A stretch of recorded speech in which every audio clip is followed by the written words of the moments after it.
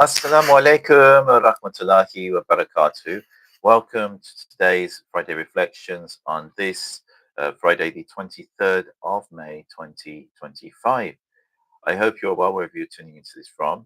And today we're going to continue with uh, reading of this book, A Muslim Mystic Community in Britain, reading about Professor Tayfun Atay's time that he spent with Maulana Shaykh Nazim's murids in London. So it's not the whole book, but I'm just reading those parts where he recorded his interactions and talked about the positive things and also the difficulties that he was facing with being among the circle of the Naqshbandis in London, but not being one of them. He was just there as a researcher with the Sheikh's blessing and permission. So we were on page 113 here. Being an alien. Some of the most difficult times I had in the field were when there were strong arguments against university education in the West for degrees such as MA and PhD, particularly teaching in Western academic institutions on subjects related to Islam and Islamic sciences were subject to constant Naqshbandi criticism. This Naqshbandi mistrust and suspicion of Western universities stemmed from the well-established conviction that the Jews were teaching Islam. Generally speaking, members of the Naqshbandi community in London assert that the universities such as Oxford and Cambridge, which are under the control of the Jews, distribute degrees in Islamic studies taught by scholars of Jewish and also Christian origins. These scholars were deliberately teaching and introducing Islam to the students in wrong, distorted and limited ways. This is a perception that was being relayed. It doesn't mean that that's the case. The Sheikh's words to me in our first dialogue were also related to this matter. And bearing in mind, this was back in the 1990s, so it's a few decades ago now. On another occasion, the Sheikh said the following, sorry, on another occasion, the Sheikh said the following bitter words to Turkish students of theology who were doing PhD in Britain. What doctorate are you talking about here? You are getting a certificate from the Jews. Their knowledge of Islam is limited. What they will give you is only like a straw.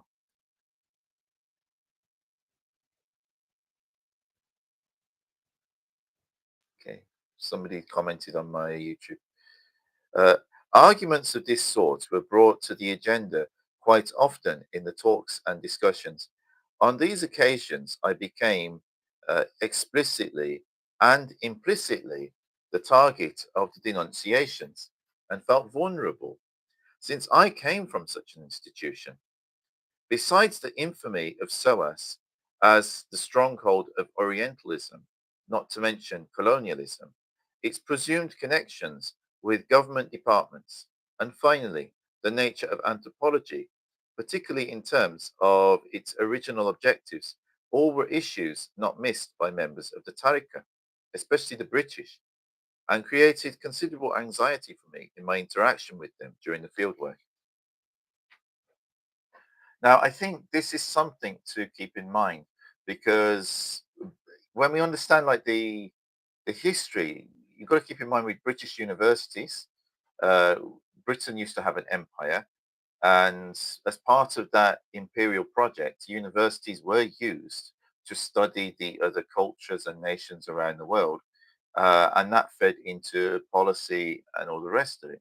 Now, of course, the way universities were used at that time and the way that they transitioned to a more honest and open study of various things, that is something which has happened throughout the 20th century and continues today. But of course, some of these universities are quite old and they have a history in doing this. So it's not surprising that there will be people within certain communities who have a natural suspicion of that, especially a few decades ago. Further, the Murids often questioned the validity of what I was doing on the basis of my position, i.e., someone who wanted to know about Sufi life without being affiliated with it. What was also at work here were their tireless criticisms of what I was doing, probably their worries about my plan to write something i.e., a thesis or a book about them.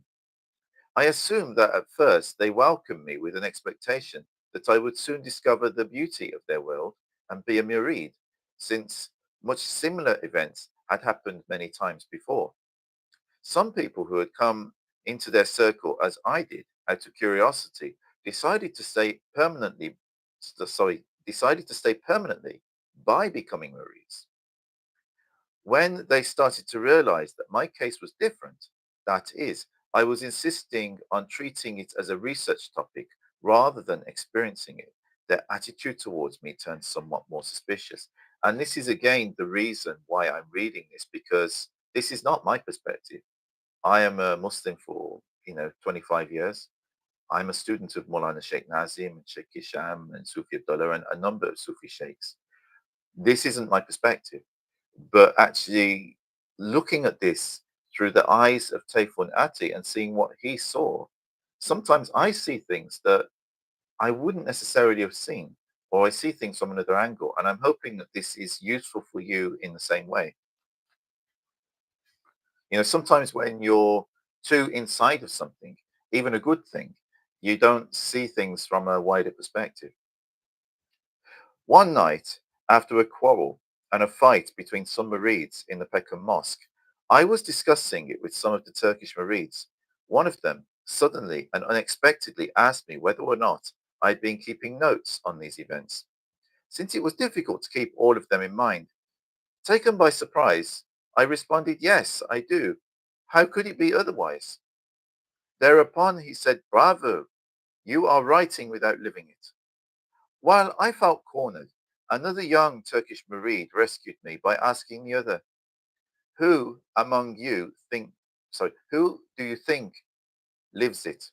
Meaning that none of the murids comply with the necessities of behaving like murids. He responded that it was Sheikh Effendi who really lived it, the life of tariqah. Then I intervened. So I will write about him, the Sheikh, not only particularly on these annoying events, which is in fact not true. So you see, this is another thing that I see here in this book, and he's being intellectually honest. He said the one side, and of course there are unfortunately murids like that who let the Sheikh down, let tariqah down, let Islam down. But then there are other murids that understand a little bit more. And the murids, the students are on various different levels of understanding. And this other murid says, well, which among us is living the tariqah? Which among us? And you will see this among any group, whether it's a tariqah or any kind of, religious group. There are those people that are really dedicated to it. There are those people who are varying degrees of being dedicated to it. And there are those people that it's their community. So,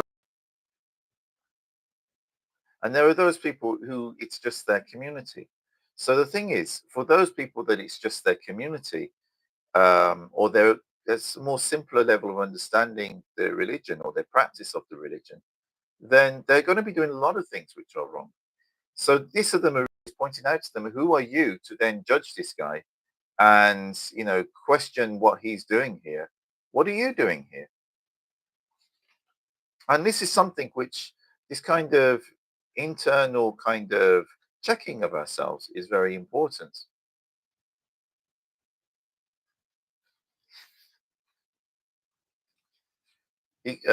Professor Atay continues. Finally, from the early stages of my fieldwork until the end, the murids continued to look upon me with suspicion. It seemed that at the back of their minds, there was always a question mark about me and my presence within their community. Briefly, I was suspected as a spy. One murid let slip once that he was thinking that I had been from MIT, the Turkish secret police. Even the Sheikh once implied it indirectly in one of his speeches. They were all anxious about the terrible possibility that maybe the government of Turkey had sent me here to collect information about them. All these issues made the process of fieldwork difficult, painful, and sometimes unbearable for me. As a result, I must admit that the relationship between the community members and me never did become fully one of trust. I felt this even from time to time with the friendliest and closest murids. Now, this is about a researcher who's come into the community and he's relating his experiences. But I have a good friend of mine who is from a Jewish heritage who converted to Islam and took bay'ah with the Sheikh. And because he was slightly different from some of the other Marids in his views on various things, they did some Marids made his life difficult. This is something that we have to be careful of. It can happen when you get people of one particular cultural background, and then someone else comes into that space who has embraced Islam. They are a student of the Sheikh. They are in tariqah. They are practicing it, but they are different in the way that they're doing that. They're still going to the Sheikh. They're getting guidance from the Sheikh. The Sheikh is still connected with them and teaching and supporting them, but their approach is different from some of those others. And one of the reasons for this is because although we're supposed to, like when we come into the Teke or the Durga or the Zawaria, we're supposed to leave all of this baggage at the door. We're not supposed to bring it all in, but a lot of people who come from traditional Muslim backgrounds, they will bring a lot of things with them that they think they already know. But it's not necessarily the same as what the Sheikh is teaching. It's also true of converts. You know, people who convert, they also will bring in things. The easiest solution to this, I think, is just to be mindful of it. Be mindful of the fact that people have their own culture, they have their own views on things, and there are going to be differences. Not everybody within the group has to be exactly the same. In fact, what a boring group that would be. Even amongst the Sahaba Ikram themselves, they were not all the same. They were different. They varied. So we should keep this in mind and, not put pressure on people in that way. And the other thing was about being a Muslim. Professor Tayfun mentioned it was also through my fieldwork experience that I felt for the first time in my life what it was to be a Muslim in the eyes of the so-called modern secular Turks. In other words, I was able to watch the well-known film of a Turkish case about Laicism, i.e. secularism versus Islam, from the opposite position from my previous one. And indeed, this is why I'm reading this book, because I want to give people within the Tariqah the opportunity to see things from outside within. There is a learning experience here, and there are many things that we can learn from that.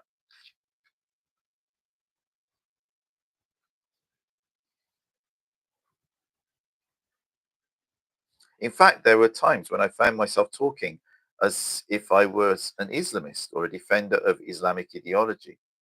There was a parallel and similar change in my language expressions towards an Islamic lingua franca used by the community members.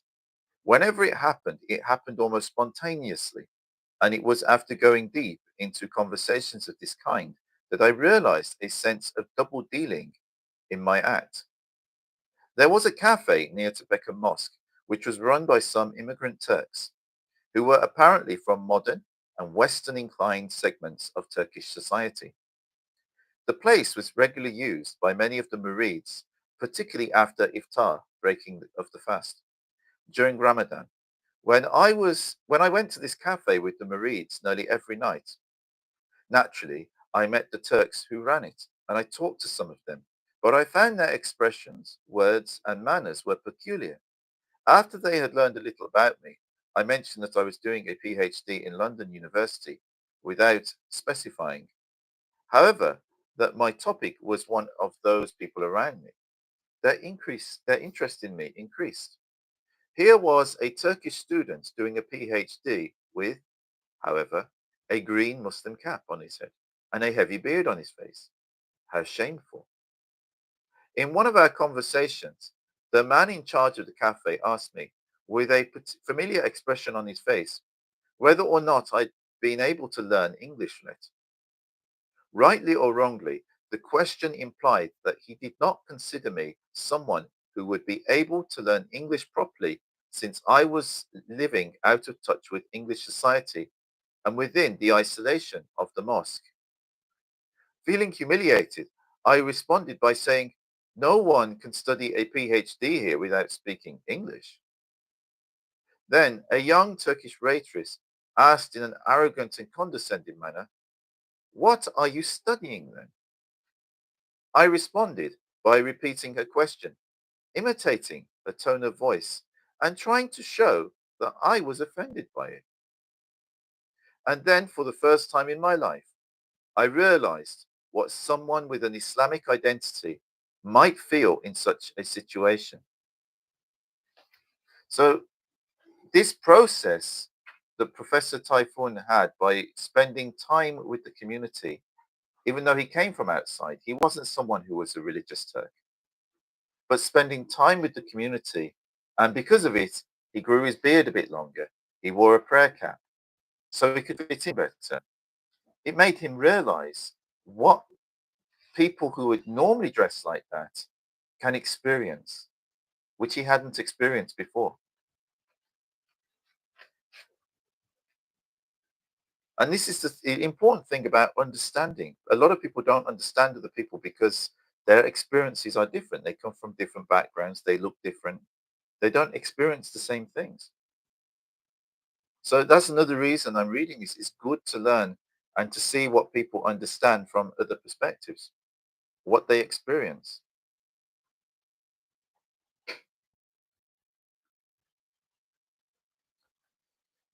In the faces of these fellow modern Turks, I read disregard and dislike they felt towards the ones they considered Islamists. So this is not people who are Islamists in the understanding of the word like political Islamists, but people who are considered to be that simply for being more religious.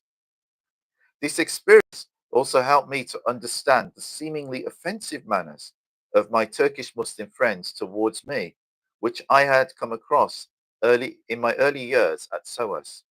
They knew very well how they were perceived by the majority of Turkish secularists like me, or so they assumed, and they were giving an assertive response.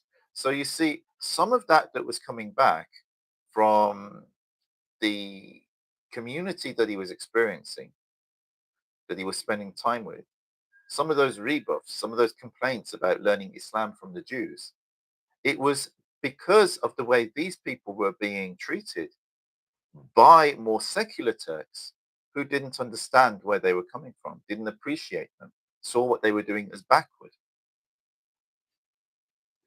All it requires is a bit of understanding on each side, and the situation wouldn't be that. These friends were in London while I was conducting my fieldwork, and we met a few times when they visited the Sheikh. We did not talk at any length, but it was clear from their manner and their words that they were happy with what they considered a change in me in the right direction. I will leave that there today, but I hope you find that useful. There is someone who is commenting on my YouTube. Apparently, he doesn't seem to understand what I'm teaching because I'm using the term Sufi. What kind of Islam am I following? Okay, I'm not going to get into that. I'm sorry. Because the thing is, it's like this video is for those who understand what I'm doing. There are other videos where I explain basics of Islam. This is not one of those. But thank you for your comments. Anyway, take care. I hope you all appreciated that and it's useful for you. Please also give me feedback in comments and what I can do better. And I will continue this until I finish that section of the book where Professor Typhoon is talking about through his relationship with this community, because I do think that is a useful thing to go through. I hope you have a wonderful evening and a wonderful weekend. Wherever you are in the world, Assalamu alaikum wa rahmatullahi wa barakatuh. May the peace and blessings of God be with you all.